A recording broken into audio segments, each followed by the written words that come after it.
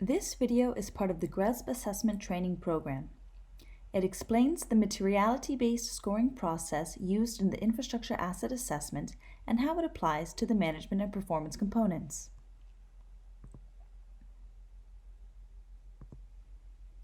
We'll first introduce materiality and how it is used in GRESB materiality-based scoring process and describe the materiality factors and their influence on determining weights for ESG issues. Next, we'll look at how the materiality-based scoring applies to both the management and performance components. Finally, we'll introduce our materiality and scoring tool and explain how it can assist your understanding of how a materiality-based scoring applies to the asset assessment.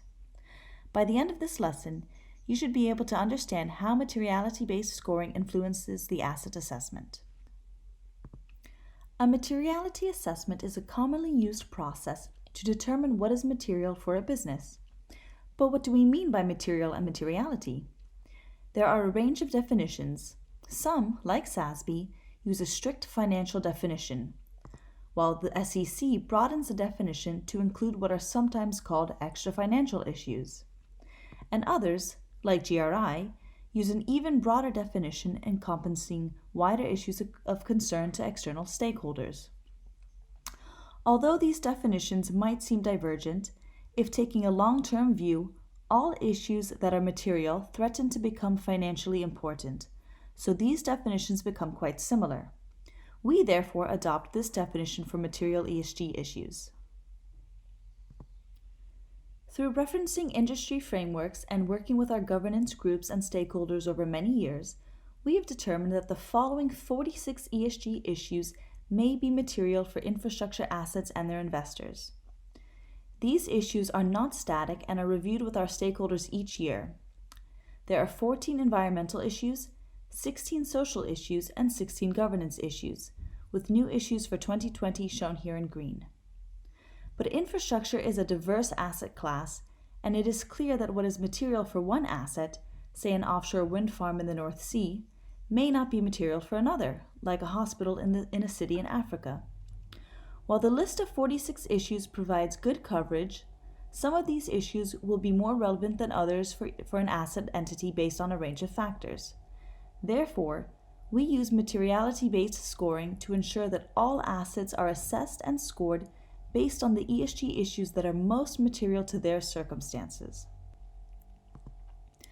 Materiality-based scoring is driven by the GRESB materiality assessment, which uses a series of factors and questions specific to the entity to determine the materiality of ESG issues based on the answers provided. This assessment is built into an indicator in the Asset Assessment Reporting Characteristics RC7. Completing this indicator determines the materiality or level of relevance for each of the 46 ESG issues used in materiality-based scoring. It is therefore important that the reporting characteristics are completed prior to the rest of the assessment. This diagram explains the process. Let's walk through it. The first part of the process is contained within the GRESB Materiality Assessment Indicator RC7. In this indicator, a set of 15 simple questions relating to materiality factors are answered using simple drop-down selections. The factors include, for example, the primary sector of the asset, its primary location, whether it is on contaminated land, and a number of customers it serves. For 6 of the factors, answers are drawn from other indicators, RC2, RC3, and RC5. The materiality factors are listed here with their associated questions. There are a set of answers to choose from for each factor, with the example shown here for primary location. Each of the materiality factors is associated with one or more ESG issues, so that as the factor questions are answered, the materiality of the ESG issues is determined. Note that the materiality is fixed for 7 of the 46 ESG issues. In other words, they are unaffected by the materiality factors. There are 4 possible materiality levels that can be assigned to ESG issues, and these directly translate to a scoring weighting in the assessment. Materiality levels of no or low relevance are weighted 0, meaning not scored. medium relevance has a weighting of 1, and high relevance a weighting of 2, that is, double that of medium relevance. Consider this example. For the materiality factor primary location, the question is the entity's primary location in developed countries, developing countries, or mixed? The possible answers are developed, developing, or mixed. In this example, we chose developing. This factor links directly to 5 social issues and 4 governance issues and sets their materiality and corresponding weighting as shown. Once the GRESB materiality assessment is completed, in other words, all 15 questions are answered, the entity's specific materiality weighting for each of the ESG issues is displayed at the bottom of the indicator in the portal. The materiality weightings for the 46 ESG issues then apply throughout the asset assessment. In the management component, this is in 9 of its indicators, and in the performance component in 14 of its indicators. Let's look at the management component first. There are 2 aspects, policies and risk management, and 9 indicators where the materiality-based scoring applies. Here you can see an example for the indicator on environmental policies. This indicator scores how well an asset's policies cover material environmental issues. The example shows the materiality for each of the 14 environmental issues. Issues deemed to have no and low relevance are weighted 0 or not scored. Medium relevance has a weighting of 1 and high relevance a weighting of 2, double that of medium. So the asset can achieve a full score for this indicator if its policies cover the issues of high and medium relevance. The issues of no or low relevance are not considered in scoring at all. The same approach applies across all 9 of these management component indicators. See the lesson on Asset Assessment Management Component for more detail. Now let's look at the performance component. In this case, the indicators each address one specific ESG issue, so the materiality weightings from the GRESB materiality assessment apply directly to the weighting of each whole indicator.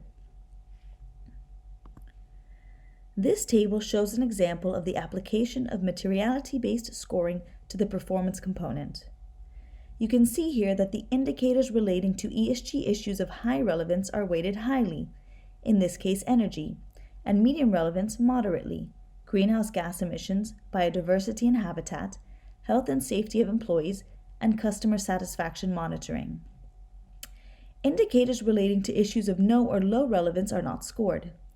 In this example, you can see that only 5 of the 15 possible indicators are scored. Participants may still choose to report data for the unscored indicators, for example, if you know that your investors want to see such data. The weighting of the indicators is automatically redistributed to ensure that the performance component retains its overall weighting of 50% of the asset assessment. Both the materiality level and the maximum score, or weighting, will be shown in the portal at the top right for each indicator in the performance component. See the lesson on Asset Assessment Performance Components for more detail. GRESB values transparency, which is why we publish all of our standards and methodologies online.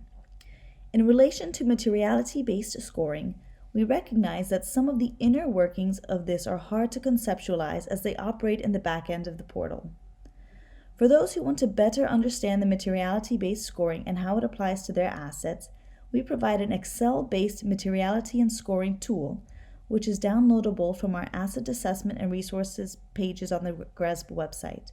It is also included in the Materials tab of this lesson. The tool fully duplicates the materiality functionality of the GRESB Materiality Assessment Indicator in an easy-to-follow and transparent layout. It also provides the ability for the participant to record their own view of materiality and provide this as feedback to GRESB. In 2 simple sheets, it shows the relationship between the materiality factor answers and the materiality levels assigned to the ESG issues. Finally, it has a scoring sheet which shows how the indicator weightings are modified by materiality-based scoring. It is well worth having a look at this tool.